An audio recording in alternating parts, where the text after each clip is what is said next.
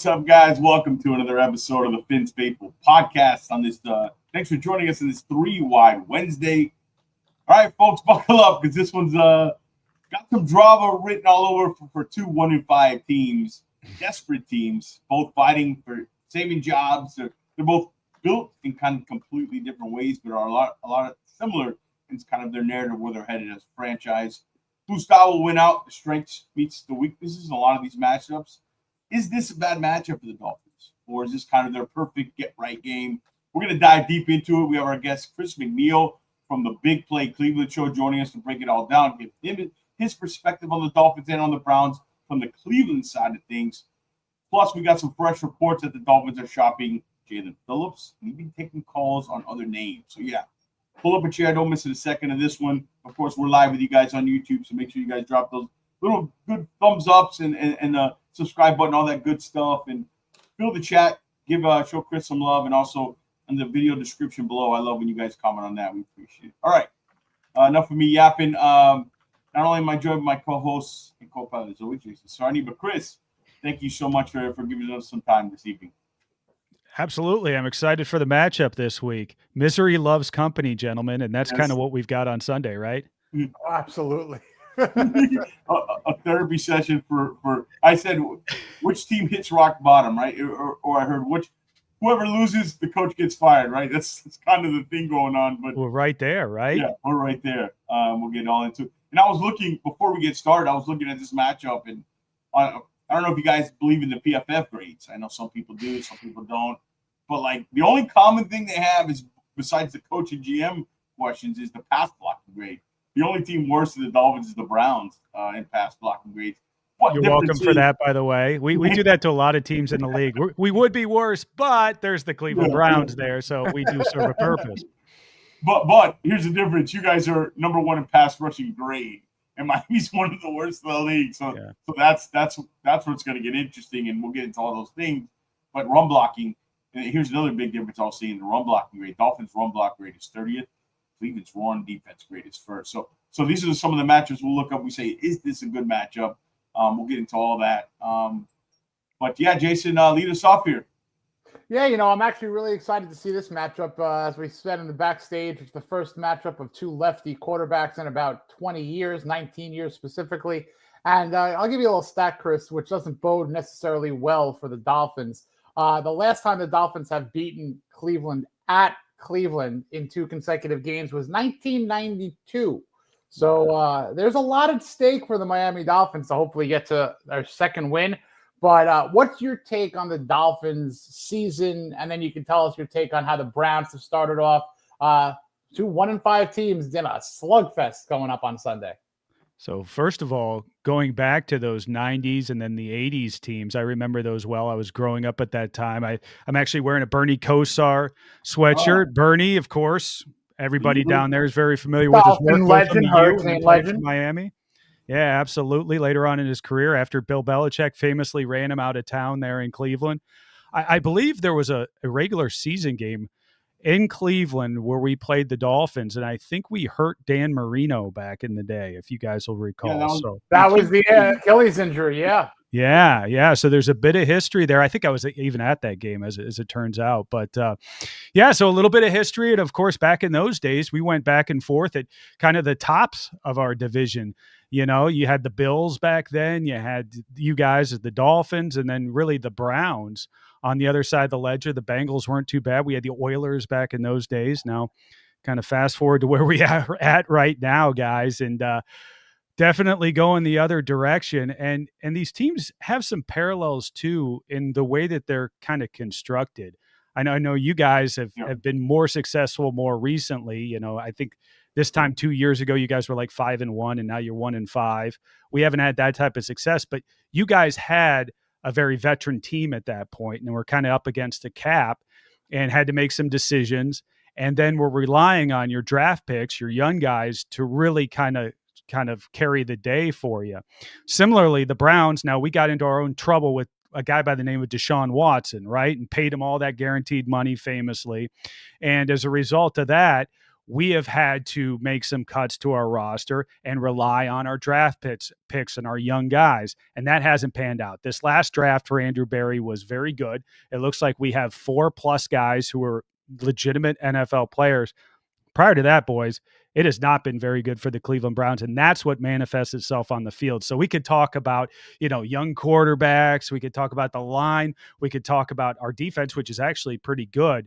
But ultimately, when you put it all together, it's an organizational failure that you see in Cleveland kind of year after year because we didn't do our homework before. We don't have, the depth on the offensive line. We still haven't found our franchise quarterback. As you know, in the NFL, if you don't have a franchise quarterback, you're not really going to go anywhere. So despite having a pretty good defense, it's been a rough year so far in Cleveland. And I know you guys are going through it too. Haven't seen those young guys really step up into those roles and don't have the kind of depth that you'd like to compete in the NFL.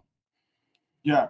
Do you see the kind of similar situations right now as far as the franchise is going? Up top, the questions surrounding it, very similar to the Dolphins, to the coach and the GM. Yeah. And in Cleveland, we got Stefanski right now. There's still, the prevailing thought around the league is that Stefanski's a good coach. He's just in a bad organization and in a bad situation. Now, boots on the ground, what we see every single Sunday is just in game, he's making just baffling decisions, both at the clock as well as with his play calling. Flashback to last weekend, we've got a rookie quarterback, of course, Dillon Gabriel out there. We've got Quinshon Judkins, who has been playing very well. Once again, another young guy, a rookie, but he's been playing pretty darn good since he's gotten back.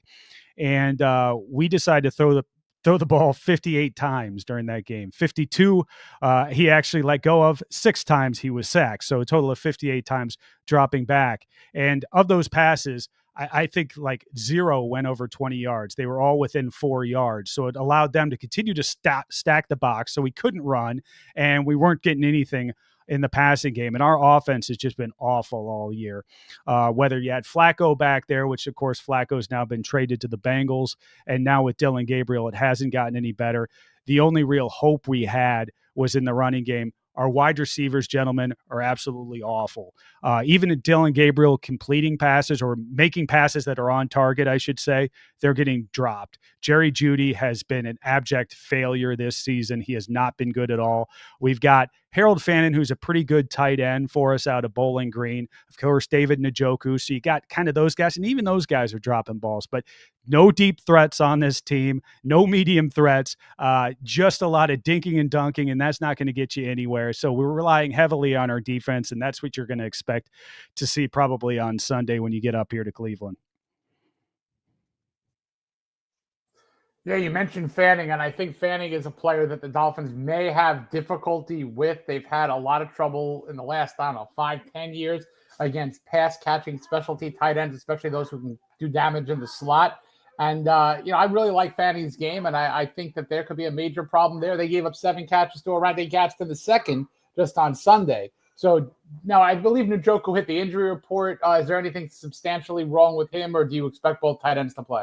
I expected to play at this point. He was coming across the middle at Pittsburgh and got kind of speared, got hit in the lower extremity there. So he was down, and I haven't seen the latest update on him, but I think the expectation is he's going to be there for the weekend. The difference you're going to see with Harold Fannin, like I said, he's a rookie. I really like his game because I'll tell you what, he shows a lot of heart. Once he makes a catch, it'll take multiple defenders to bring him down. He's not one of those tight ends to just get the ball, get down, hey, a tight end who can catch the ball, that's great.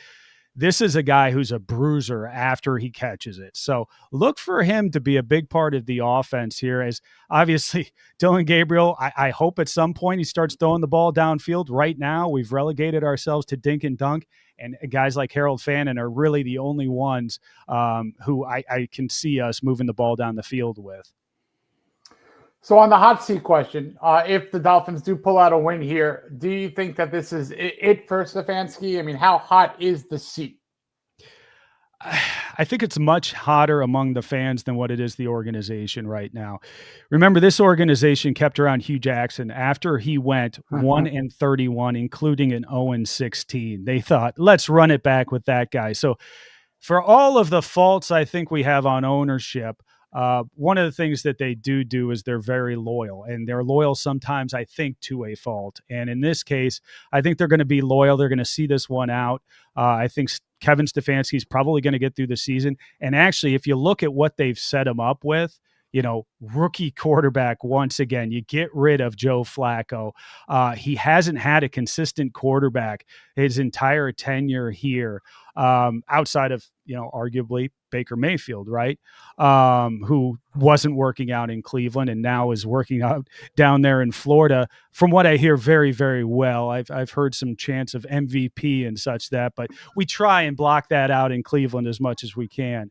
But with all that other noise that's going on, it may be enough that keeps Stefanski at least through this season, I expect. But we'll see. Anything can happen with this team. You got your starting quarterback from week 1 is no longer on the team here at week 6. So you never know with the Cleveland Browns. So I wouldn't rule out anything. But I think for right now, if you were to put a gun to my head, I'd say Stefanski is going to be here throughout the season. Yeah.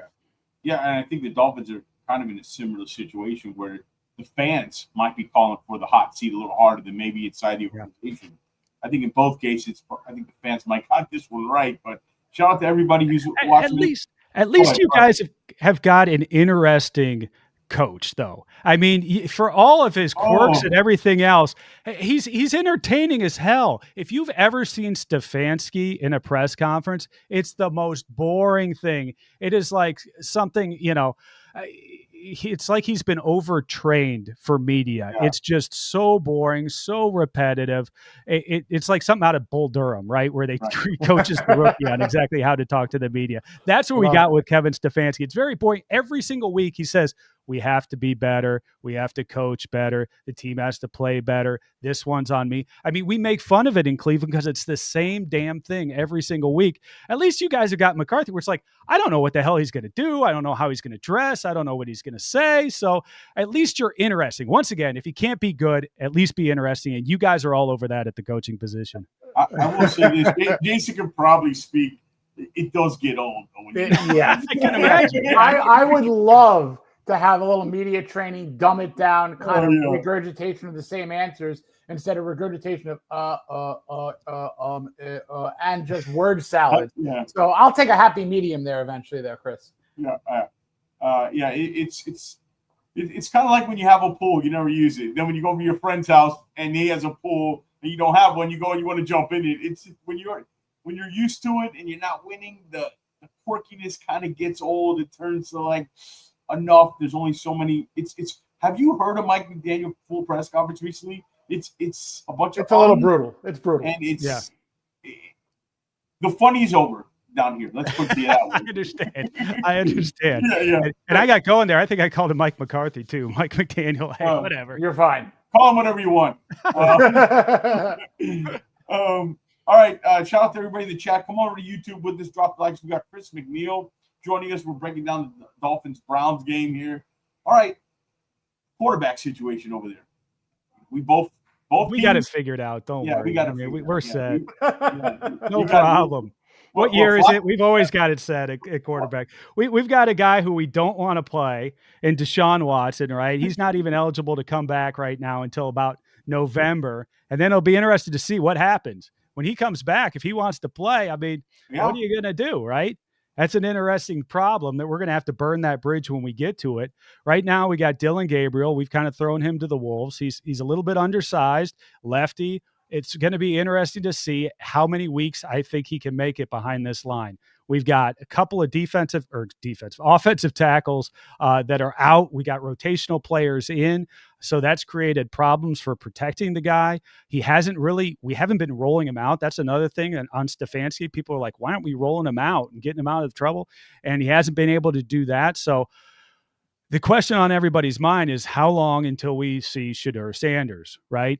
And I think it's going to be here in the next few weeks. We play you guys. Then I think it's 2 weeks until our bye. Once we get to that bye, anything's possible. I think we stick with Dylan Gabriel as long as we can, and like to see him develop.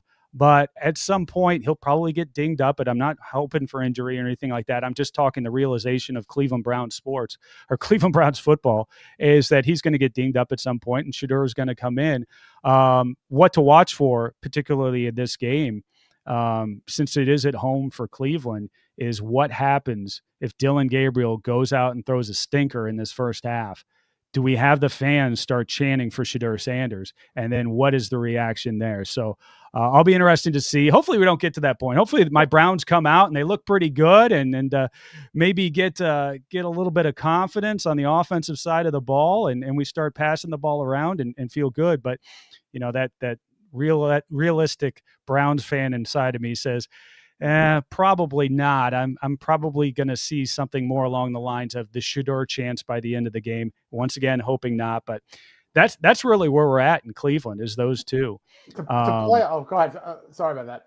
But to play on that real quick, I'm thinking a couple of years ago, the Dolphins have a Jimmy Garoppolo and San Francisco 49ers game, gets knocked out of the game, and we just up and launched Brock Purdy's career. So it would not shock me to see Shedeur Sanders come on in because the Dolphins fan base, once we got to the 3rd, 4th, 5th round of the NFL draft, were like, all right, draft this kid. Of course, no one else did. You guys did. So it would not shock me if he comes in and maybe even leads you guys to a come from behind victory. So I'm definitely keeping that should happen. We would build a statue out front for Shedeur. It would be Shedeur time. It would be that's all Cleveland media would be talking about. Northeast Ohio, it would be all over the place. People would be going nuts because there's a lot of pent up excitement for the guy. And I know nationally, and there's a lot of people who say, oh, he's got this big ego, he's big distraction or whatever. Hey, in Cleveland, we're just looking for a franchise quarterback. Anybody that we can rally behind. We were excited this year about Flacco coming back, even though we knew what Flacco was. We saw him at the end there with the Texans playing in that playoff game. He threw all those interceptions. That was the end of his time in Cleveland. And then he comes back this season. So we kind of knew what we were getting there. And we still rally behind that guy. And with Dillon Gabriel coming out and not exactly inspiring the masses, there's a lot of pent-up excitement for Shedeur right now. Yeah, I kind of want to get back to that, but you mentioned Deshaun Watson. Gut feeling, does he ever play another down for the Cleveland Browns? No, I don't believe he does. And I don't think the organization wants him to either. I really don't. You said he could force their hand, though. He more or less could. That's going to be an interesting story to track, to see how that comes out. Because once again, I always kind of couch everything I say. This is the Cleveland Browns. So who knows? At the end of the day, you could go into it with all the logic and all the reasoning in the world, and they're going to do something. You go, wow, I did not see that one coming. And that could happen with Deshaun. Take us back to that draft. What did they really have Gabriel rated higher, and why would they double down there? Was that coming? It looked, sometimes, you can see the picture on TV of Andrew Berry and the GM and the coach. Was that coming from the owner to take Sanders? What was that strange draft? You saw the reaction. Yeah. The reaction to Andrew Berry of yes. Hey, we drafted Shedeur Sanders, and he's like, looking around like, okay, all right. I guess. Okay, we're excited about this. Yeah. And that made a lot of people think, okay, this has got to be coming down from ownership. And, I had my little theory on this one. The Browns didn't exactly make the entirety of the NFL happy when they went and gave all that guaranteed money to Deshaun Watson. So my thought was, hey, maybe this is ownership coming back and saying, hey, I'm going to give you guys back one. You guys are looking bad with Shedeur falling, and, you've got Mel Kiper out there bitching about it, and everybody's having a heartache and calling the NFL all kinds of names and saying their problem. Like, maybe ownership said, hey, we're going to give you one back, NFL. We know we my bad with Deshaun Watson. We're going to take him so you guys don't have to hear about it. And who knows? Maybe it's a crapshoot at quarterback anymore in Cleveland. Maybe we'll hit on something. I don't know if that's the case. I do know that I think that they found a diamond in the rough potentially there. And if not, then it was really a low cost on him. And as soon as he started falling, it's like, well, it doesn't really make sense. We don't really have a plan for this, but he's there. And if he's there, let's go for it. And really, that's a microcosm of how they treated the quarterback position this entire offseason. Because remember, the first move that we made was going out and getting Kenny Pickett, right? We got Kenny Pickett in here because we thought, okay, this is going to be our bridge quarterback, or maybe this could be our guy. Maybe he can revitalize his career here in Cleveland. And then all of a sudden, okay, you go from that to drafting 2 quarterbacks, signing Joe Flacco, and then because Kenny Pickett got hurt in camp, all of a sudden Joe Flacco is your starter. People, of course, are clamoring for Shadir Sanders. He's not even the backup at that point. And it's like, what have we done? What kind of drama have we created here? It's amazing that our first move was Kenny Pickett this offseason, a guy who never played it down for us. That was the plan in the offseason. So you kind of see where the heads are at right now in Cleveland. We really, to say that we've got a well thought out plan, I think gives us way too much credit. Yeah. How short? When do you expect to see Shedeur? Do you think it's any minute now, or they want to give Gabriel? Yeah. I mean, Dylan Gabriel gets hurt. Once again, I don't want to. I never pray for injuries. I don't want to see injuries. I want to see Dylan Gabriel develop. But in the NFL, you can get hurt at any time, and we're still early enough in the season. You've got a lot of weeks left. We're 2 weeks away from the bye, I believe. And I expect at that point, there's probably going to be some decision-making made. Right now, I think they're pretty firm on Dylan Gabriel. So barring anything completely crazy, I don't see any change week to week right now. But, give them a couple of weeks under their belt. Who knows what'll happen at that point. Prince, since returning to the NFL, the Browns only had 3 double-digit win seasons, and the first one was with Derek Anderson as quarterback. So as a Dolphin fan, I feel for Cleveland. Derek Anderson, by the way, was an absolutely fantastic what a year for us. What a year. He made the Pro Bowl that year, by the way. I mean, the Pro Bowl doesn't really mean as much as it did 30 years ago, but he did make the Pro Bowl that year. And we had a pretty darn good – we had Kellen Winslow, if you remember that name. He was our tight end on that team. And we had a lot of fun that season. Braylon Edwards was on that team. He was our wide receiver. Braylon Edwards. It was him or Ronnie Brown for the Dolphins. If I remember that. Yeah, absolutely. Oh man, these are the Browns and the Dolphins they have a lot of similarities when you really get into it. The last 15, 20 years. All right, let's get into some of the game stuff. Obviously the Dolphins defense has been struggling. They were pretty much last in a lot of the categories, especially on the defensive line.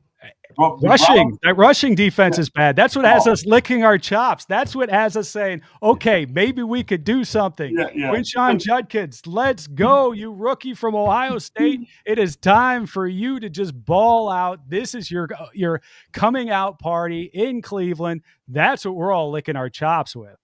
The over-under on him is like 175.5 rushing yards in my sportsbook line. So I'll take the over. But man, set the rookie record. Here we go. How did that situation turn around? It was looking bleak. And I wish I would have picked up my fantasy league when what happened there? That turned around. I mean, you guys must have been when you found all that out, because I was a big fan of his coming out. He's a perfect Cleveland running back. I mean, that situation turned around pretty quick in a good way. Yeah, and I was kind of the opposite on him. I was, I'm a big Ohio State fan. I thought TreVeyon Henderson was going to be the pick there, right? I would have gone the other way. And now it looks like I was dead wrong, right? Yeah. And I was really feeling validated when all of a sudden he runs into legal problems. It's like, oh, typical Browns. We didn't vet this guy. It's all kinds of issues. We're never even going to see him on the field. And all of a sudden, the legal issues go away. And he's back on the field, and now he is just running up and down the field, at least for a couple of games for us. So, that thing turned around really quick, and I did not see that one going the way it did. I thought he would be out for a while, and as it turns out, everything was dropped, and I don't know all the details of it, but he's back on the field for us and gives us the best hope offensively that we've got. Yeah, and quickly, we mentioned the Dolphins, their defense statistics, but the Browns, you guys are last in scoring, right? So the Dolphins. Thank you for noticing, by the way. I appreciate that, George. Yeah, they're the last. I mean, the offensive statistics are pretty bad, but I mean, the Dolphins' defense, it's not much better. Dolphins are 29th in opponents' points per game at 29 points a game. So something's got to give. There's a lot of what's got to give in this game. in the scoring. We have a hard time stopping the run. You mentioned Jenkins. Is that the biggest threat on the Browns offense? Because I mentioned earlier to you backstage, I was surprised when the Browns were first in pass attempts. I think a lot of that was Flacco and maybe the no Jenkins. But you said, how many passes did Gabriel have in the last game? So 58 dropbacks, 52 actual attempts. I can't imagine that's the formula for them, right? That's a lot. I can't imagine that'd be the formula. Their formula is they're going to try to run it with Jenkins, I guess, in this game. Yeah, and you talk about our anemic offense. We haven't scored 18 points yet in a game this season, and actually goes back a couple of games last season as well. And I put out a graphic that like every college football team across the country has all scored at least 18. There's been like 8 MLB teams this season that scored 18 runs in a ball game. The Browns themselves have not scored 18 points in a game. So I saw a graphic that was out there, and I don't know whether it came from down there or up here, but it was some experts who were predicting the game, and almost all of them had the Browns scoring over 18 points. They had like 20 plus, and it's like, I don't know if they know our game. I really don't. That's a lot of points for us. For us to hit the 20 mark, we haven't done that yet. We haven't even hit 18 yet. I mean, we do not have anything that looks like a competent offense at all right now in Cleveland. Now, against your defense, maybe it'll come together a little bit. Like I said, I like the chances of us running against you guys. I would like to see Dylan Gabriel throw the ball a little bit more down the field and not just this dink and dunk stuff. And we'll see. And hey, if we're going to get creative and we're going to pull out any trick plays or fun stuff, this is going to be the week to do it. We're at home. We're really kind of down in the dumps because we've only got one win. That was an unbelievable win over the Packers, right? But things are going the wrong way for the organization and the wrong way for Stefanski. So I wouldn't call a game between two one-win teams a must-win for one of them, but for the Browns and for Kevin Stefanski, you've got to be approaching it that way. You've got to really be thinking, okay, we need to do something here, because right now, just the overall tenor in town is very bleak. And you've got the Cleveland Cavaliers, oh, by the way, starting up next week. Regular season starts, and we're looking at, championship aspirations for that team. We were just coming off the Guardians making their magical run. It didn't work out with the Tigers. So the Browns had their time to shine in between there, and they dropped the bag on that one. And going forward, it would be nice to get a win against you guys and to have some good feelings going into next week, and maybe a little bit of hope back in Cleveland with what we're doing offensively and what we're doing with Dylan Gabriel. Yeah. Let's move on to the defense, where that hasn't been the problem. Obviously, Myles Garrett. You know what I noticed with the defense? I like to look into stats and advanced stats and all that stuff. And the metrics is your run defense. I believe you guys are number one with giving up 3.1 yards per carry, and number 3, I think, in under 80 yards a game versus the run. But you give up few yards, but a lot of points. I believe I had it correct. So, but then I looked at the red zone percentage, and it blew me away. 80% of teams score touchdowns in the red zone versus the Browns. So the defense, I don't know how to explain that. We'll get to Garrett in the front 4, but good in yards. I think you're number 3 giving up yards, but it's the points per game. You're in the 20s, and that tells me, okay, I look at the red zone automatically, and the Dolphins actually are pretty good in the red zone. They're third in the league at 75%, so I actually like that matchup. What's been the problem? We'll talk about the greatness of the defense, but what's been the problem there? Because they have given up points, right, Chris? It's the red zone defense. Is it turnovers? Short fields? Short fields. A lot of that is short fields, and really at the end of ball games too. I mean, eventually the defense will get worn down over the course of a ball game, because what happens is the offense is just 3 and out, punt. Corey Borkaz is out there punting for us.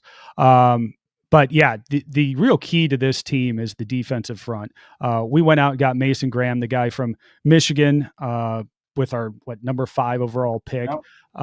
And he's been fantastic. He's been very good in the middle there. Of course, you mentioned Myles Garrett. Myles is going to pin his ears back and come after you, play in, play out. He's one of those guys. I know against the Steelers, he only had 1 tackle and no sacks, and Steelers fans like to famously point that out to everybody. But even if he's not going to fill up the stat sheet on a week in, week out basis, he's somebody you're going to plan for. You're going to plan your offense, knowing exactly where that guy's at on the field. And we've also got a new guy, Schlesinger, who is a fantastic linebacker out of UCLA who we picked up in this draft. Like I mentioned, I mentioned a lot of rookies here. Yeah, Our last draft for Andrew Berry has been very good. Up until that point, it wasn't very good, but I got to give him props for what he did in this one. Schlesinger is one of those guys who's all over the field. Unfortunately, we lost J.O.K., who was a very good linebacker for us, kind of that guy who was all over the field, kind of the heart and soul of it. And he's been out. And now with Schlesinger, he's kind of jumped into that role, and he's been all over the field. He leads us right now in tackles, and he's the type of guy who you constantly have to know where he's at on the field. So that front for the Browns is going to cause problems for the Dolphins and really for anybody in the NFL. Secondary does have some holes. So if you guys can get the ball downfield, you can find some people. You'll find some open receivers. You'll find some blown coverages. But in between the tackles, we're pretty darn tough right up the middle. Yeah, you guys, I've noticed they struggle with speed and like motion, Cleveland, a lot. So maybe that's the matchup. The Dolphins, to me, I look at it like this: the Dolphins' advantage is their speed and weapons, and their quarterback advantage. Right? What do you think of Tua? He's a better quarterback than Dylan Gabriel and Shedeur Sanders. I think that's their advantage. But I agree with you. Yeah. That run defense is stout, and they play a lot of man. They play a lot of cover one. They rely. They don't blitz. You guys don't blitz, and you still are high in pressure rate at the top of the league. So that's the dangerous thing about Cleveland is you can use 4 men. And you guys get to the quarterback, Myles Garrett and company, right? Yeah, we do. And we'll put heat on you. But if you can get the ball out, Aaron Rodgers with the Steelers there last week, old man was able to just stand there in the pocket and kind of pick us apart. He had a couple of nice drives in there. So if you could do that, if you can stand up to the heat, you don't even have to be particularly mobile because he's not a mobile quarterback. You could pick us apart there in the secondary. But if you try and run the ball a whole lot, if you try and dink and dunk, we're going to be there. And we're going to apply some pressure. So I think that's going to be an interesting matchup. And that's the type of matchup you look at as being one of those determining factors in a game like this. Yeah. You guys recently made an interesting cornerback for cornerback trade. Jaguars traded Tyson Campbell to you guys for Greg Newsome. How's that been? We're going to expect to see a lot of Campbell. Yeah, he'll be in there. He'll be the starter. And he played fairly well last week. Greg Newsome was one of those. It was very frustrating, a high draft pick for us. And he just never quite meshed the way that we wanted him to, I think, in Cleveland. It was very frustrating for me as a fan because he was kind of notorious for, giving up a big play or a couple of big plays. But then you get to like a first down where a quarterback would overthrow a wide receiver and he'd be the first one to dance. He'd be out there to be like dance party. It's like, come on, dude, you just got burned on the last play for a touchdown. What are we doing out there dancing? We're down by 3 scores right now. Can you get back in the huddle and figure out what we're going to do on the next play? So I don't know whether that rubbed the organization wrong or not, but certainly for me as a fan watching it, that got to be frustrating. And now he gets a fresh start. I think it's a good fresh start for both of these guys. The Jags, they were kind of sick of what they had seen at cornerback there. So it'll be interesting to see what happens. And the other thing with Greg Newsome is you were out of options with him. His contract, he's an expiring contract. He's one of those coming off of his rookie deal. Are you going to sign him long-term? Are you not? We decided to get rid of him. We get a guy who we've got a couple more years of control over. So when looking at this game, when looking at both teams, we like to ask our esteemed guests from other organizations in coverage, the Browns will win if blank happens. And then we'll do the same thing. Esteemed guests. Is an esteemed guest coming in? Is there somebody else you have booked that's sitting in here right now? You got a $500,000 on the followers, Chris. Come on now. You need to dump some of those out there. Don't sell yourself short. Right. I always say this, we got to win the turnover battle. Last week at Pittsburgh, we actually did win the turnover battle and we still lost the ball game. So I'm going to go this week and say, we've got to have a competent offense. I think if we can match a competent offense with our solid defense, I think that can win the day against you guys. We're at home. I really think that Kevin Stefanski is going to be motivated in this game. Not that he shouldn't have been before, but I think there's a little bit of extra juice having a team come in here that you know that you can beat if you guys play the best that you can. And I think that that's not out of the realm of possibility. And I really think if we can kind of execute at a higher level than we have this season, you got to score at least 18 points. I'm sorry, in the NFL, in the year of our Lord, 2025, 18 points should not be a tough threshold to cross over by. But I think if we could do that, then I think we got a real shot in this ball game. Same thing for the Dolphins. The Dolphins win if what happens? I think the Dolphins win this ball game if they can move the ball a little bit on offense, kind of take advantage of our secondary a little bit, and then on defense, really confuse Dylan Gabriel, because I think they're going to try and get Dylan to throw the ball downfield a little bit, because we haven't done that so far. And eventually, as part of his progression, he's going to have to start doing that. And once he starts doing that, if they can confuse him a little bit and pick the ball off, maybe win the turnover battle through interceptions there, I think that would be big for this team. You've also got to take the crowd out of it early. I think Browns fans, it's still early enough in the season. We're going to come out and be kind of excited about a chance to win a ball game. And if it doesn't start off well, like you said, there's going to be boo birds coming out. It's going to be people wanting Shadur Sanders. It's going to get pretty ugly there. So if Miami could take the crowd out of it and get it kind of turned early, it could be a nice afternoon for them. I hope it doesn't happen, but this is one where I could see literally going either way. I think the point spread right now is 2.5, and Cleveland's actually favored. To me, this is kind of a pick-em game. And so I think it should be an interesting matchup. Gentlemen, it's going to be a bum fight. It's going to be a bum fight. You got 2 one-win teams. This one is not going to be something that you're going to hang up in the Louvre afterwards. It's going to be an ugly one, but it should be fun. At least we're going to be interesting. We got a lot of storylines. We got a lot of drama between both of these teams. Which GM? The battle for rock bottom, I like to call it. Yeah, really, exactly. Like you said, man, I just want to mention, you mentioned the rookies. I was such a fan of Schlesinger, man. Jason, I know when you mentioned that. This was man crush central right here, Chris. If there was one guy I was pretty sure would be good, it was him. I just, you obviously see him a lot more than I was late to the party on him. When we took this guy, I was like, what are we doing here? Who is this guy? And I had to go back and do research. And God, ever since he got into camp, I mean, there's just been whispers about this guy. And now, obviously, he leads the team in tackles. He's just all over the place. It's been fantastic. I mean, it's been fun to watch that guy. Yeah, you were absolutely right about him, George. He sees the play. I always say this about some guys we had him beating Zach Thompson. I'm not comparing him to Zach. But it's like when Zach came in as a 5th-round pick, you heard noise right away. They have the ability to see the play 3 yards ahead of everybody else. And they're there first.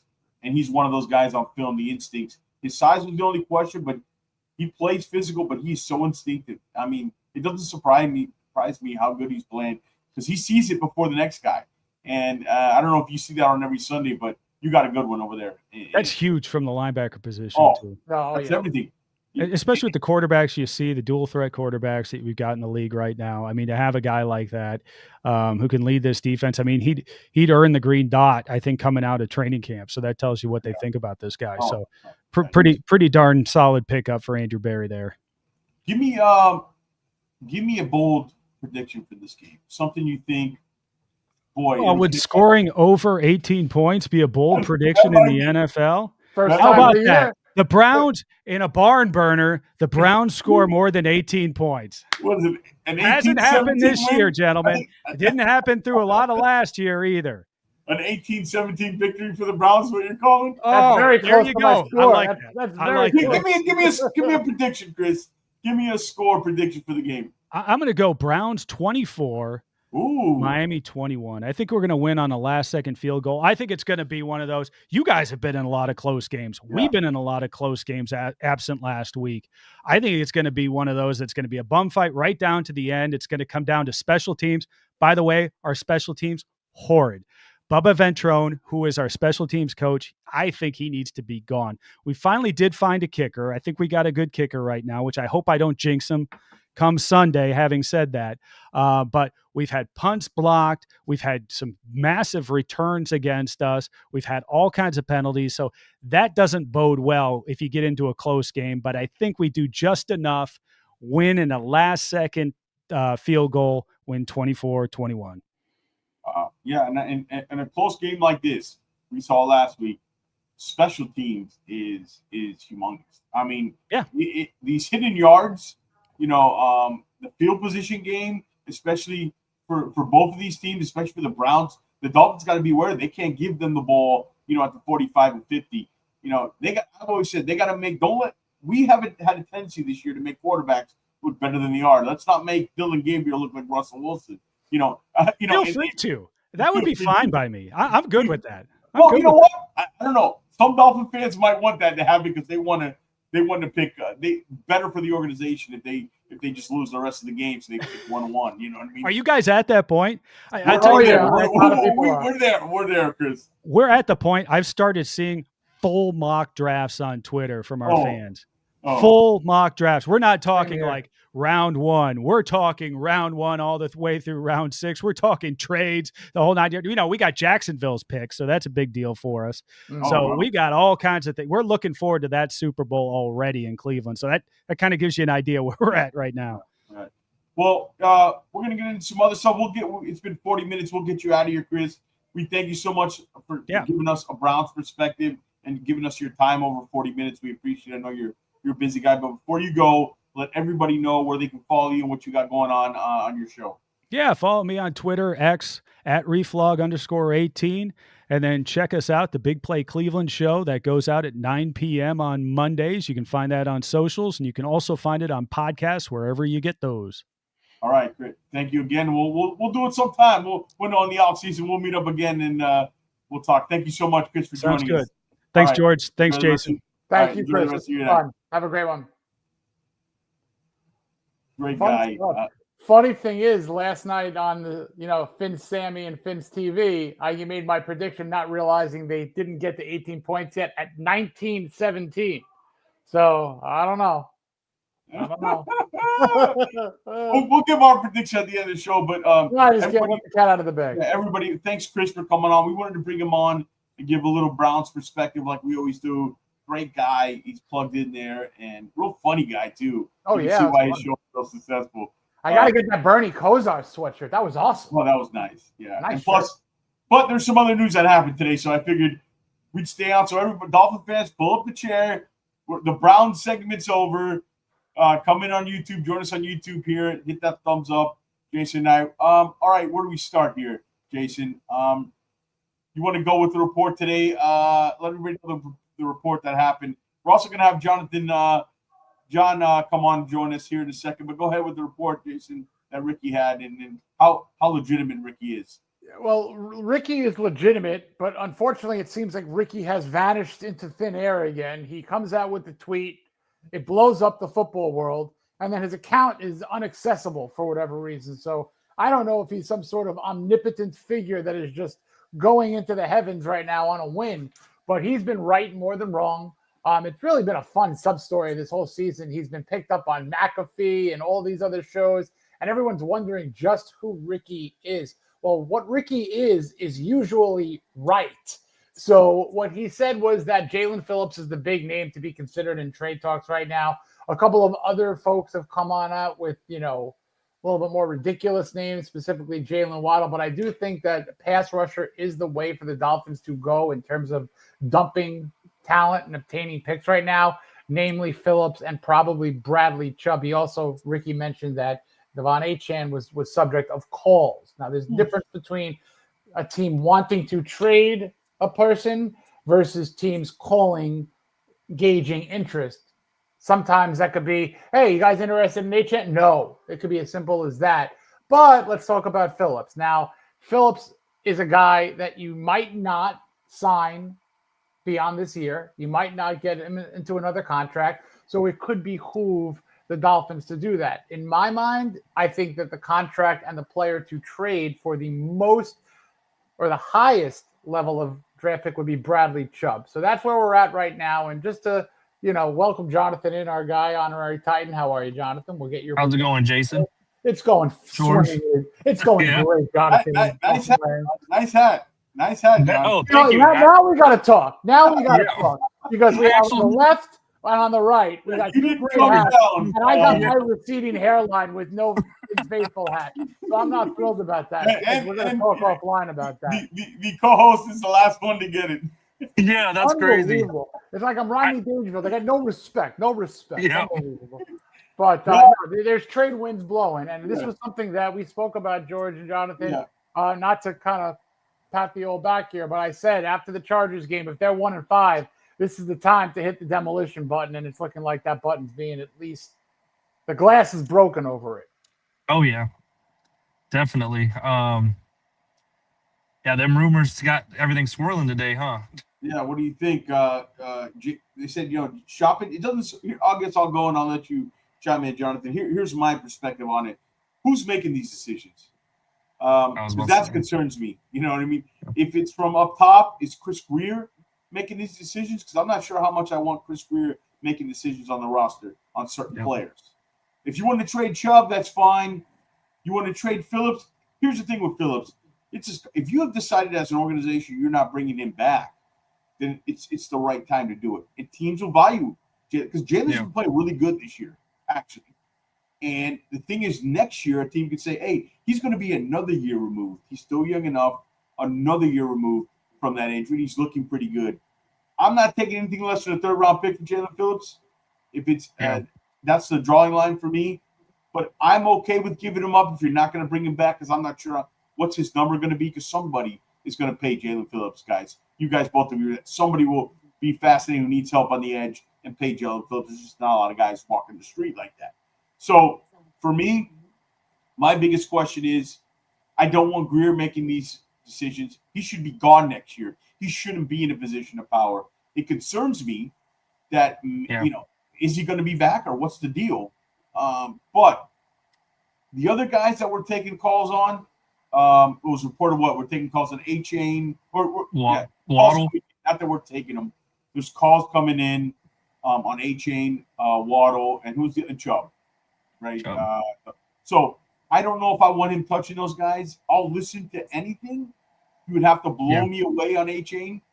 Here's the thing with Waddle. You could probably the one you're going to get the most for is Waddle. He's under contract. People are going to be infatuated with it, with his speed and ability, big play ability. He's come on the last few games, almost 100 yards in both games. For me, it's a first-round pick plus for Jalen Waddle. The conversation starts. Somebody will do that. I think Baltimore, Kansas City, somebody will come to the table with that. A-Chain is still young. He's special. Multiple first-round picks, please. No, you're not getting that for him. No. But he's a running back, and their trade value can diminish rapidly. He's built on speed. So this might be his value, Jason, might not ever be higher here. What would it take for both of you guys? Because Chubb's a no-brainer, right? Chubb's a no-brainer. What would it take for you guys to let go of A-Chain or Waddle? We'll start with you, Jonathan. For Waddle, I definitely want a first and maybe a second or a third. Somewhere in there. I'm just going to take multiple picks for sure. Go. Sorry. Go down. No, A-Chain, if it's not worth a first, I at least want a second or a third. I mean, a third's kind of pushing. I mean, he's a great player. Right? Yeah. A-Chain, yeah. Definitely a second plus. There's going to be more. Yeah, definitely. Yeah. I think at the edge, could you get a team that's picking the 30s?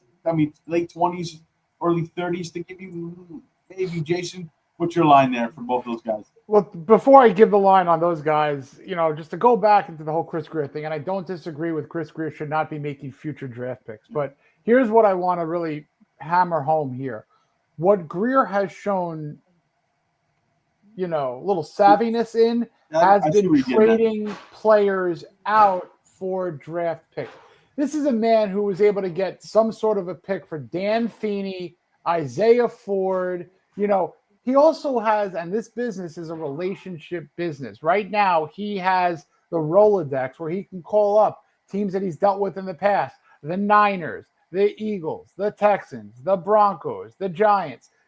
He could make those calls and just start the negotiation without any of the, without any of the schmoozing. It can get right to it. Now, going to the players, I don't think trading Waddle, unless he gets blown away with a first round plus, should happen. There might be a little difficulty there because the Dolphins, who just recently extended him, that heavy contract could actually cost the Dolphins the ability to get back top-end capital because there's that kind of, all right, we know he has a high contract, so we'll take this pick instead of that pick. Don't love that. So moving on to Achane, there's another thing I want to hammer home. Do I want the Dolphins to trade their most electric offensive player who I would love to be a Dolphin for life? No, I do not. Do I, gun to head, think that Achane is going to sign again with the Miami Dolphins in a year and a half? Absolutely freaking not.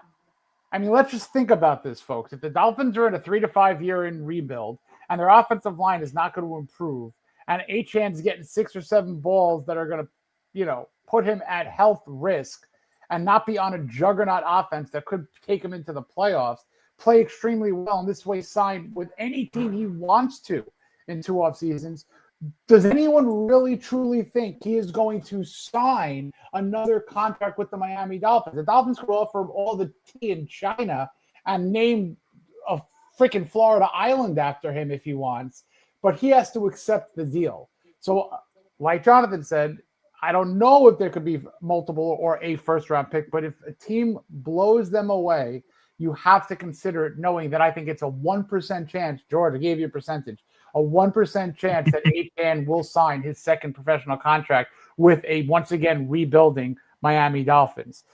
Having said that, I wouldn't be shocked if there's a surprise player that the Dolphins trade for a 5th. I wouldn't be surprised if Chris Greer can get a little creative and you trade I tweeted this out before our show. The Dolphins have multiple 3rd, multiple 4th round picks. They're out of the 6th. They also could dip into next year, 2027 capital to pair with Chubb or Phillips to get a top 100 pick. Can they get a 2nd round pick for just Bradley Chubb or just Jalen Phillips? My answer is no.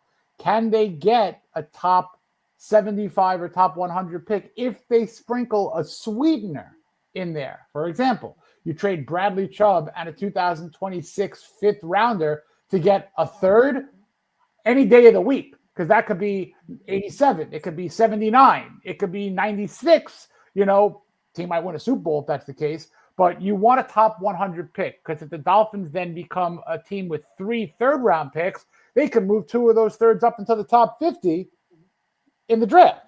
So this is kind of an interesting game to play. But if I'm Ross, I'm telling Greer, you're going to pick up the phone. You're going to make 500 calls a day. You're going to get this or that because I'll have a bonus for you and maybe an NDA and a golden parachute to get the hell out of here, and I'm going to bring in my other GM.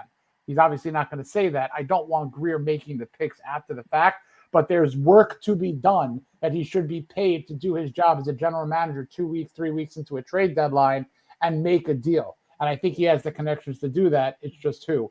Do you trade Darren Waller while he's red hot? He's the only Dolphins player to ever score 3 straight touchdowns in their first 3 games with the team. Only the 4th tight end to score 3 weeks in a row. What could you get? Could you get a 5th? Could you get a 4th? Maybe. Yeah. And then you look at a guy like a Minkah Fitzpatrick. He could be someone that you want to trade. And a guy who I do not want to trade, but if I'm looking for value to pair with another outstanding defensive tackle, if you want to send Zach Sealer out, you could really salvage his season if you put him next to someone rather good, because you know what he could do when he's kind of the 1B or the 1A on a defensive line, not having a great year. The contract was signed. Maybe you can get a 3rd or a 4th round pick for him if you pair a 7th or a 2027 5th with him. You know what I mean? The Dolphins have to load up on top 100 picks, and there's 3 or 4 players that can help them do that.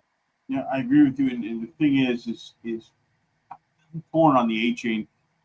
My gut tells me I would hold off on Achane and Waddle, let hopefully the new GM come in and let him decide what type of team he wants to build.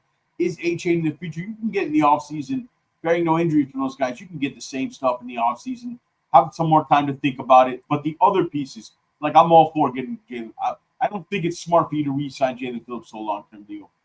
There's few untouchable. I think we look at it, who are the untouchable guys for you? Like Patrick Paul, I wouldn't touch. Aaron Brewer, I wouldn't touch. I like Brewer a lot. Chop Robinson, any of the rookies. Well, it's tough to trade for an injured team. It's tough to trade for an offensive lineman in season. Yes. In season. Very good point. But even if it wasn't, I don't think I'd do that. Chop, I would keep. None of the rookies. It's too early to, let's stop with all that stuff. Fitzpatrick. I wouldn't mind. I wouldn't mind kind of bringing him back. He's been playing a lot better, but I would listen to almost everybody but those guys. But A-Chain and Water, my gut is, unless somebody blows you away, I think we're in position to listen. Unless they blow you away with those particular two guys, let's let the next GM make the decision on those guys. And hopefully there's another GM. Let's because it's not written in stone. Nothing is. And because what's most likely going to happen, you guys know this, is Greer will get moved to another position. It'll be some guy in the building with, what's his name, Champ Kelly or whatever, or Marvin Allen, somebody. I think that's the wrong decision, but I think that's probably the most probable decision. Not something I agree with, which is going off base with Stephen Ross. His MO is. I think he won't do a complete reset, unfortunately, which his team needs to be. But I would let them make that decision. But yeah, I'm all for Phillips. I love Jalen. I love his adversity. I love everything about him. But there's contract and there's injury concerns. And he is a piece another team will look at and say, hey, he's still young, first-round pick. He's playing well on film this year. And you take him another year off the injury, guys, he's going to be even better. So, I think you can get a third-round pick for him. You mentioned, Jason, attach something. You would have to attach something. What GM is going to give a third-round pick after 2 straight injuries when we've seen the market? And you're only asking this guy to play 11, 12 more games. I mean, so I think you would have to attach something with it. Yeah, and plus they would have to know they're going to bring him back. Like that's another thing too. The agent will have to get involved. Remember, San Fran. He went to UCLA. Yeah. You know what I mean? So it's not it's Northern California, but it's California. So I don't know. I think you can get. I think you can. Chubb. I don't think you can get as much as you think for Bradley Chubb because he's not. No, he's on the older side. Yeah. So, but you guys or you guys agree with those untouchables? Is there who are your untouchables, Jonathan? I'd have to agree with all of those, honestly. See, defensive side, Chop Robinson, yeah. All the rookies. No, you're willing to give up Chop? I mean, again. Hey, let's go, Jason. Again, it's. Show me on Jason. Has any of this worked? No. Has he had a good season so far? I'm open. No. Sell me on it. He is 1 year removed from being a first-round draft pick, and I know he had a heck of a season last year. So if you basically trade him for anything lower than a second, you lost majorly. Am I calling him an untouchable? Maybe not untouchable. Somebody I wouldn't trade. I wouldn't trade your top 2 picks from the last 2 rounds, from the last 2 years. Yeah. Patrick Paul is playing great, and I mentioned before, I don't know unless the team is decimated with injuries, what team is going to bring in an offensive lineman and plug him into that front five. Trade back. You want to talk about tanking? You're not trading Patrick Paul. Yeah. Because you look to find left tackles, regardless of the arm of a quarterback, the blind side or not. But that's a cornerstone position. It looks like they have one for hopefully 2 to 7 years. You'd hope that they get into a second contract. But to me, Greer once made the famous Laramie Tunsil trade, which no one thought was possible until it happened, and it was a king's ransom. What happened after that, that was fault. But to get that payload on the trade and for them to Greer to parlay that into what was 4 first-round picks and a third, I think it all ended up being when the smoke cleared, phenomenal. So Greer has also done a couple of bing-bang moves where he's done 2 trades in succession. Some have worked, some have not. But if he gets blown away by a team who's really putting all their chips in, we'll give you a first and a third for Waddle. Sure. I mean, who's not going to take that? But I don't know if that's going to be the proper return. I just thought of somebody who said that.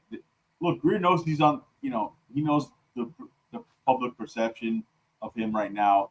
Maybe, we all love to say the Greer cooking. Maybe he makes a couple deals and he thinks the fan base will go back on his side and he'll hey, Mr. Ross, look what I did. Let's do this. I mean, I know it sounds crazy, but is it crazy? Well, it's not crazy, but what Ross and what anybody who's making decisions there, Garfinkel or whoever, could kind of force Greer to do is exactly do that job. It's like you have 3 weeks until this trade deadline.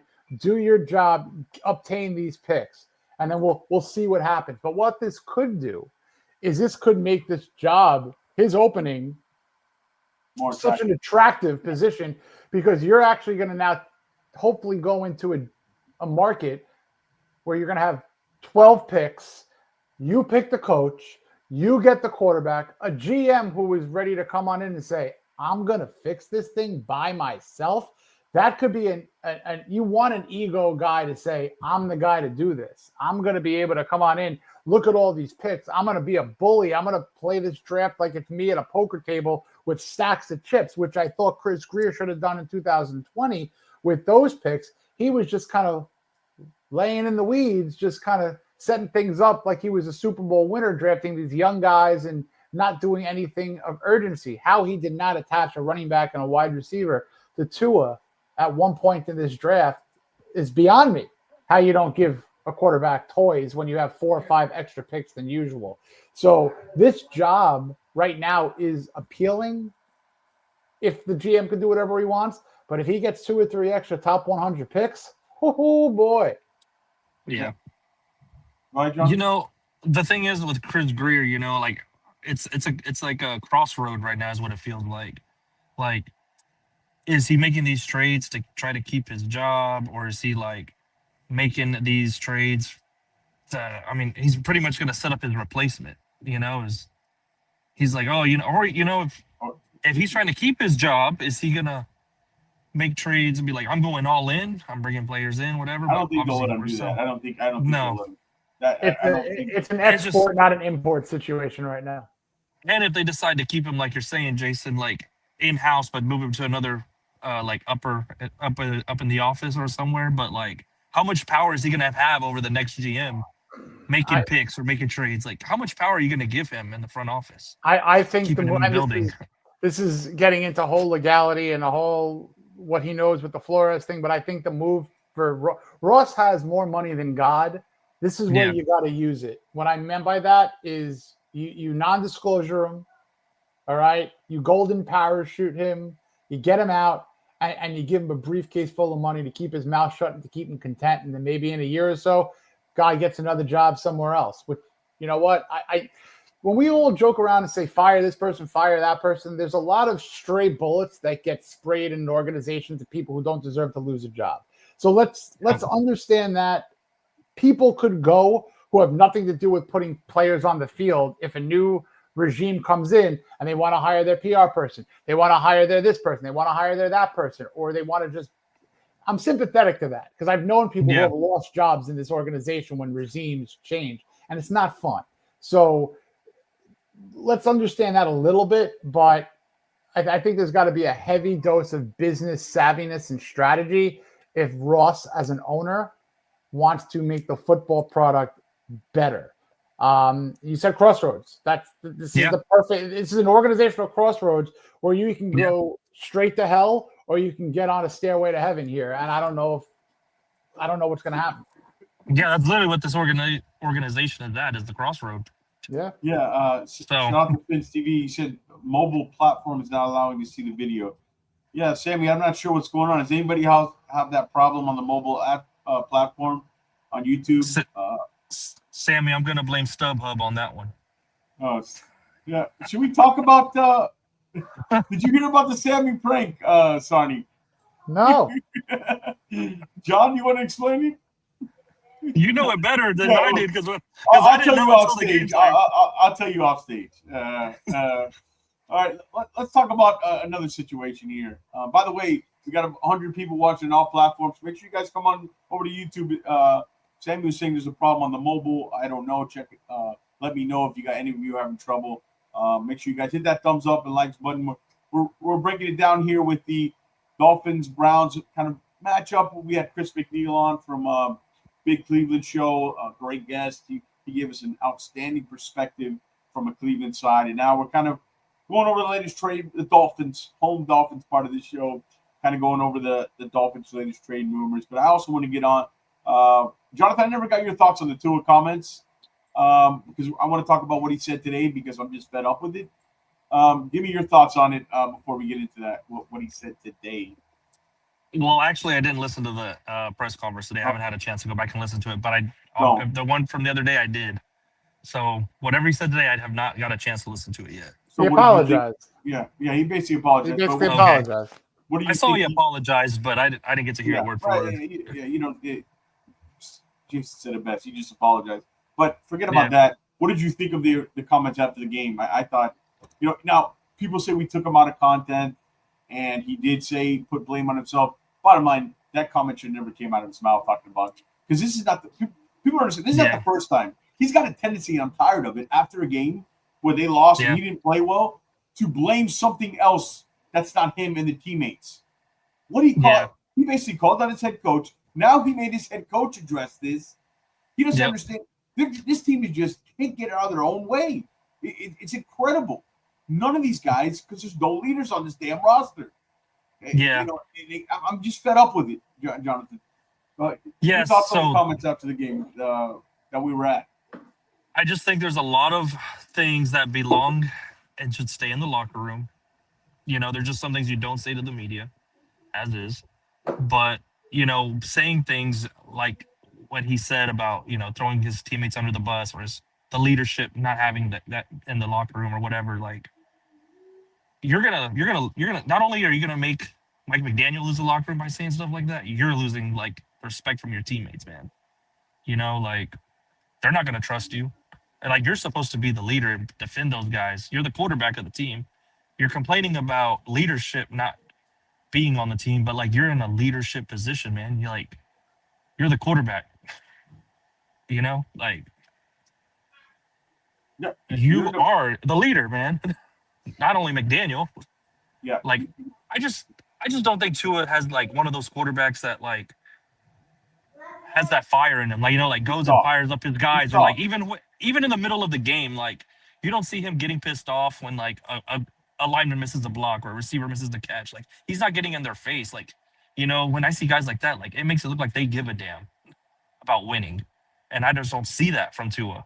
And, he's smiling after he's throwing an interception or whatever. Like, it just seems like he doesn't care. Yeah, it seems like after the money, his personality changed. Again. Yeah. I don't know. Yeah, look, and Tua, we're going to say this again. These problems are not all on Tua. Tua's not on the top of the list of problems of the team and the organization. Tua's a solid quarterback. I don't know what he's going to do. He's not the same quarterback, I can tell you that. And you know what? It could be too. He's frustrated. I get it. We're frustrated as fans. He's probably frustrated. They're not winning. But he's the quarterback. That's what he gets paid for. Yeah. Oh, for sure. You don't get paid to blame other people. You're the quarterback.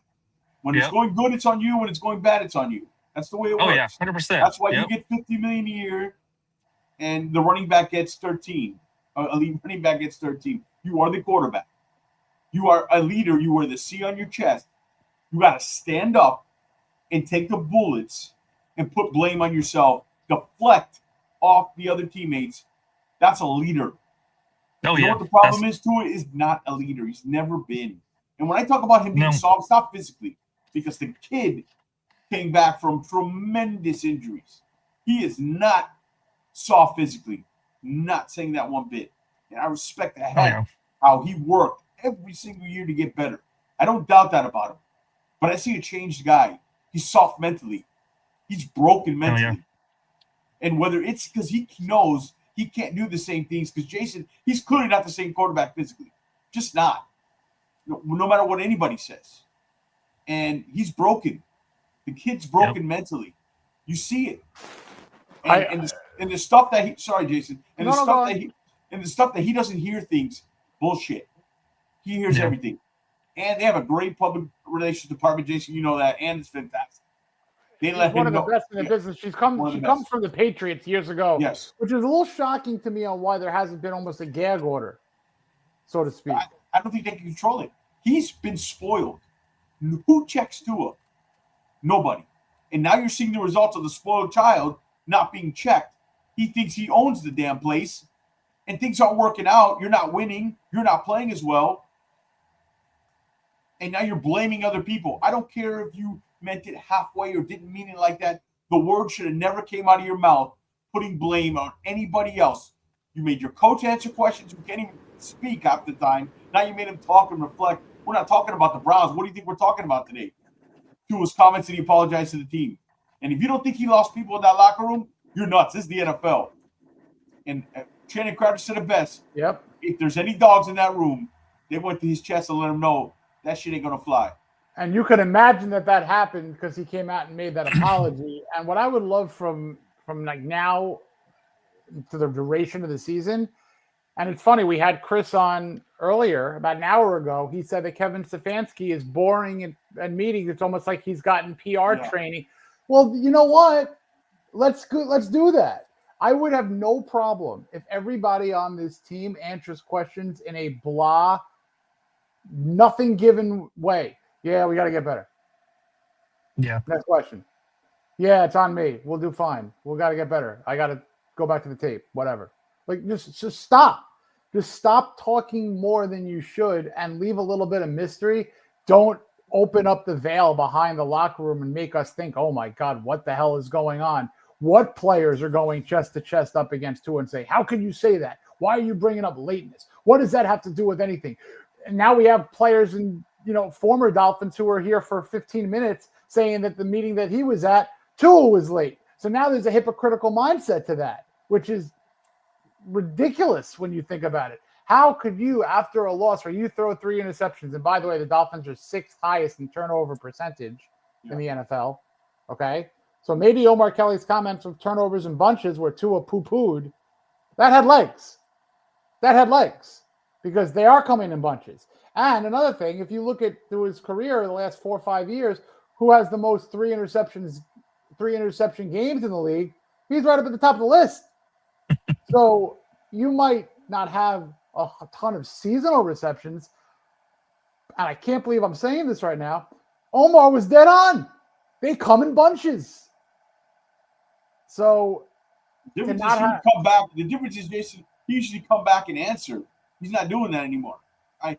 That's the thing too. He would throw the interception and come back and throw a touchdown on the next play or win the next game or whatever. But now it's almost like it's being detrimental, and commenting and bringing anybody else into the equation is not right. And I know he's taking some accountability, especially today with apologizing. But in this day and age, something had to happen between his comment and the apology where it was a forced apology. And it might have been somebody bumping him. It doesn't matter. He already did it. Your apologies, this is not over. This is who they are. The Tyreek stuff, Tyreek's Tyreek. This is who he is. I'm wondering, is Tua, look, I don't like to get in the guy's psyche, but, you can tell he's changed physically too. The dreads, the full tattoos, each throw, maybe just grown up, but almost looks like he's trying to figure out who he is. He got the money and he's changed. And why do we have to have so many damn meetings? I don't know. Does anybody remind me this whole freaking offseason? All we talked about was culture change. We got rid of the cancers. We're having a team meeting already? Yeah, that's bullshit. Go ahead, Jonathan. No, the culture change was all lies and screens and mirrors, man. It was all lies. But they had the players meeting week after week 1. Sure, the culture's supposed to be a bad team, right? But hey, the culture look as bad.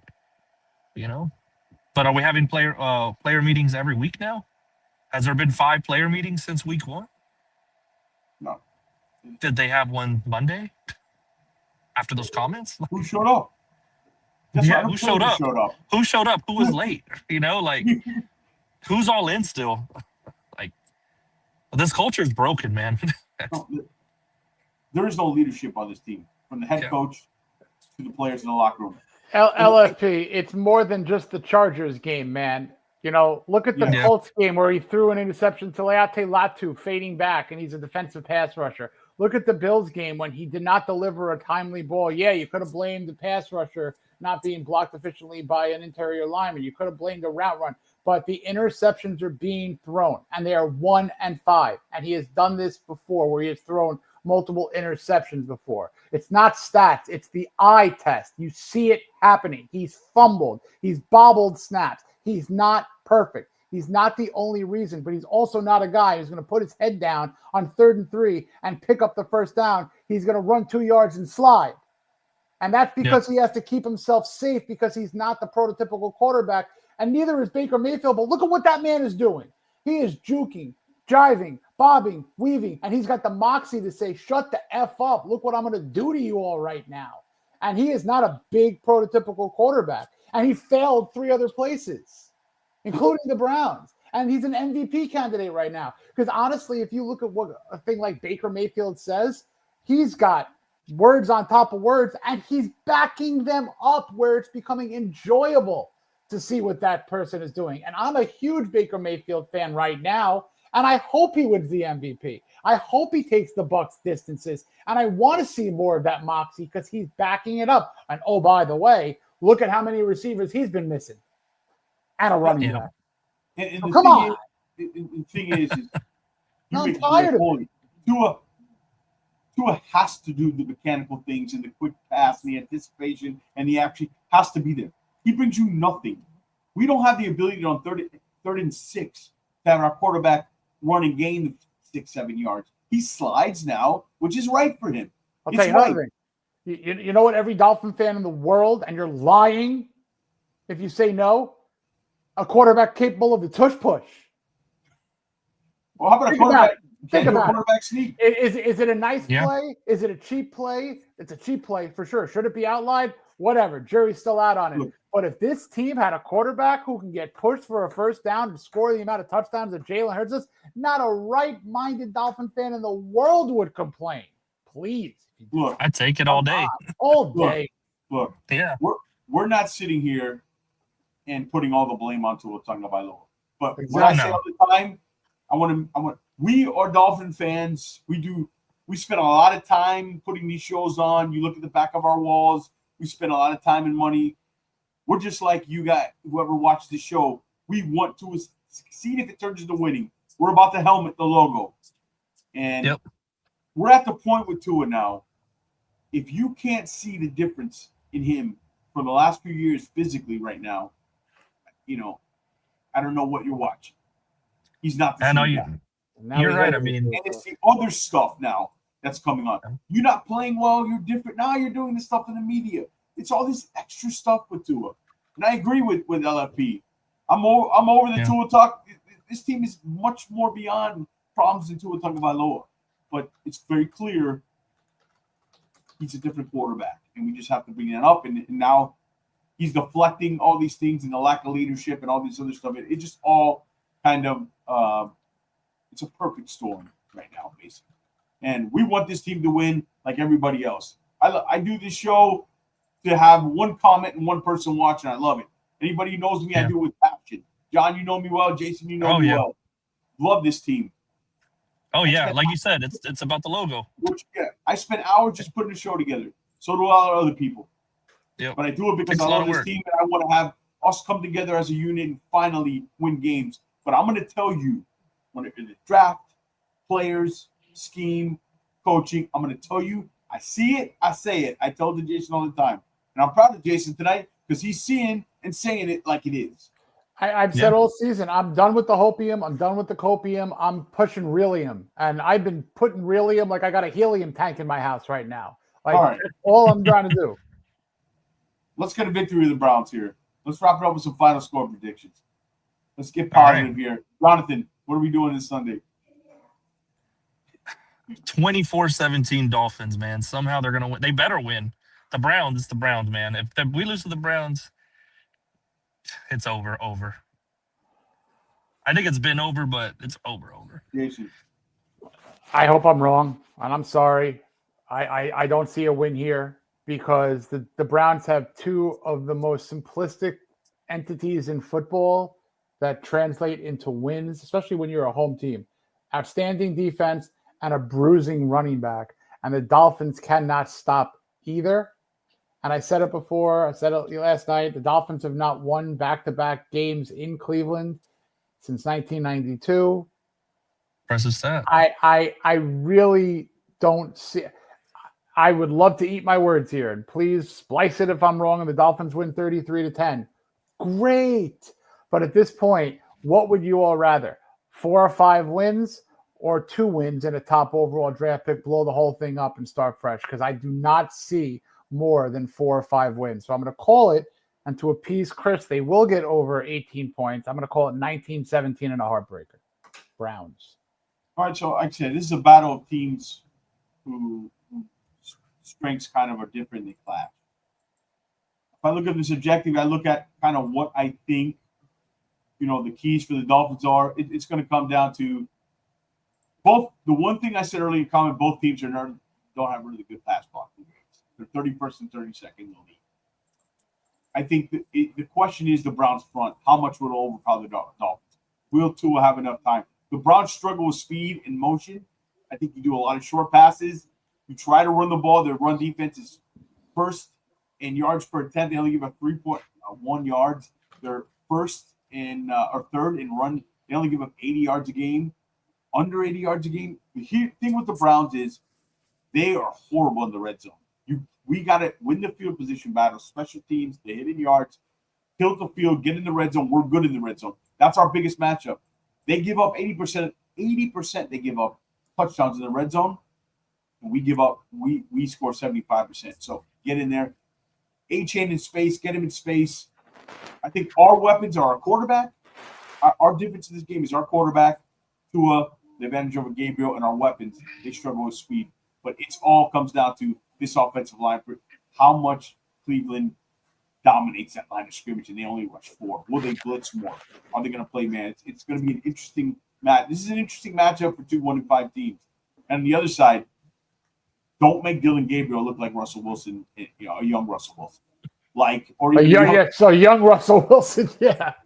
Not now. But I mean, the small or young Tua, right? I say young Tua or 2023. Let's not put Dylan Gabriel, get pressure on him. Their O-line struggles to pass against pass rush. We don't do it well. How will that? What will give there? Will the Dolphins finally get pass rush on Dylan Gabriel? Force him in 3rd and longs. That'll eat up turnovers. I think that'll cause turnovers for him. They turn the ball over a lot. You mentioned it, Jason. I think we got to start fast, make them abandon the run. I know I said a lot here, but go ahead. Yes, but there's a player that I'm really concerned about, a rookie, and it's not Junkin. Isaiah Bond? No, it's Harold Fanning Jr. All right, this is a tight end. This is a tight end who could be in the slot and be like a wide receiver. The Dolphins are the 3rd worst team in the league this year in giving up yardage to tight ends. They are bottom 10 in the league in touchdowns and receptions allowed to tight ends. Arande Gadsden II had 7 catches last week. This is a situation where if you bottle up the run and Gabriel wants to keep it short with his passes, like Chris earlier, I guess, mentioned, was doing a lot of, he hits Fanning. He's a yards after the catch guy too. So you're looking at safeties, you're looking at linebackers to try to neutralize him, and I think that he's going to have a ball game. Yeah, and that's where Dylan they do. They're a short passing game like us. A lot of short passes, zone passes. Mm-hmm. But I think we could start off early, make them kind of. He mentioned they surprisingly, Jason and Jonathan, they're first in pass attempt. They don't run as much, right? So playing from down a lot too. Yes, true. But I mean, what was it? What did you say? 58 dropbacks. 58 dropbacks. 52 passes. Yeah. So the key is, will they run the ball? I think it comes down to this: the Browns are near the bottom of all offensive categories. The Dolphins are near the bottom on all defensive categories. Will the Dolphins protect Tua? Will Cleveland run the ball? Which strength versus weakness will give up? And I think field position. I think the Dolphins win this game 20-13. Dolphins win. I think the difference is our weapons. We have more to use, and the difference in the quarterback position. If they lose this game, I know you talked last night. This is not rock bottom. This will be rock bottom if they lose to the Browns. I don't know that we've gotten to rock bottom yet. I don't know if we got there either yet. I don't think this is rock bottom. I don't know. I honestly don't know. And we love doing this, and we want to talk about winning, but we're going to be real. I mean, it's what it is. You guys know that. And we love everybody for tuning in. Thank Chris for joining us. Jonathan for hopping on. We will see you this weekend. Definitely be on. We have our post-game show on Sunday right after the game. We'll be live. Hopefully, we're talking about a win. So make sure you subscribe to the channel. Give us a thumbs up. Shout out to everybody in the chat. LFP, Finn, Sammy, Beach, Clown Prince, Adrian was in the house. Mike, everybody. Thank you guys for tuning in. Stick with us. And, make sure you support us. And comment on the video below in the description. We love reading it. You guys are a lot smarter than we are. Or at least me. Because I read it, I'm like, wow, I didn't know that. I don't want to call out Jason there because Jason's pretty smart. But The bar's low. The bar's low on the smarts. Don't worry. We could all step over the limbo bar. Yeah. But we appreciate it, guys. Until next time, stick with us here. No matter what, we're in this together. We're all in here on the Finn's Faithful Podcast. We love you guys. Thank you so much for Jonathan. Well, first of all, for Chris McNeil for joining us, for Jonathan, for Jason, for myself, guys. Fins up. We'll see you next time. See y'all guys later. Fins up. Fins up.